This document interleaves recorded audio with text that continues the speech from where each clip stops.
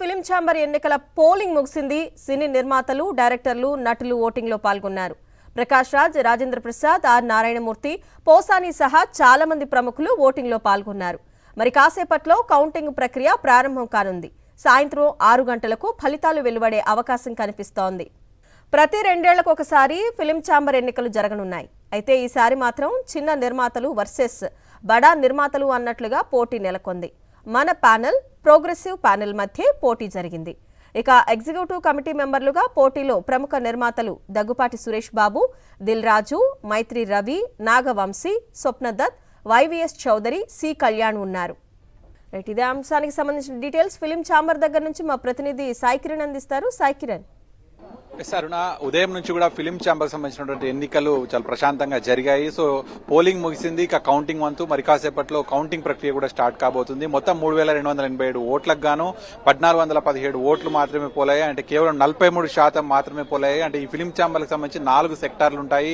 ఇటు studio sector, producing sector, distributor, exhibiting sector. So మొత్తం 4 సెక్టార్ల నుంచి 3200 ఓట్లు ఉంటే 1417 ఓట్లు, కేవలం 43% మాత్రమే ఓట్లు పోలయ్యాయి.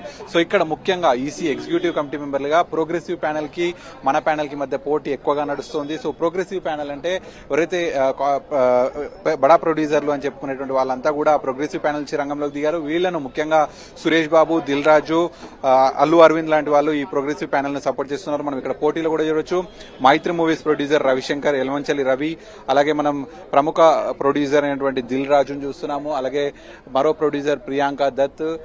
సో ఇట్లా చూస్తే నాగవంశీ, సితారా మూవీస్ సంబంధించినటువంటి కంపెనీ ఓనర్ నాగవంశీ, అలాగే ఇక్కడ ప్రసన్న కుమార్, ఈయన మన ప్యానెల్ సంబంధించినటువంటి వ్యక్తి, అలాగే ఇక్కడ K S Ramarao, C Kalyan, Y V S Chowdary. So ఇట్లా ప్రముఖ నిర్మాతలంతా కూడా పోటీలో ఉండడంతో ఈ ఎన్నికకు కొంత ఉత్కంఠ కలిగిస్తుంది. ముఖ్యంగా అధ్యక్ష రేసులో ప్రోగ్రెసివ్ ప్యానెల్ నుంచి దగ్గుపాటి సురేష్ బాబు కనిపిస్తున్నారు. మన ప్యానెల్ నుంచి సి కళ్యాణ్, నటికుమార్ లాంటి ప్రొడ్యూసర్స్ కూడా కనిపిస్తున్నారు. సో చిన్న నిర్మాతలు వర్సెస్ పెద్ద నిర్మాతలుగా కూడా గడిచిన 2 వారాలుగా కూడా ప్రచారం చేసుకున్నారు. బడా నిర్మాతలంతా కూడా ప్రోగ్రెసివ్ ప్యానెల్ తో ఒక్కటే సినీ ఇండస్ట్రీకి సంబంధించినటువంటి నిధులంతా కూడా వాళ్ళు కొల్లగొడుతున్నారు.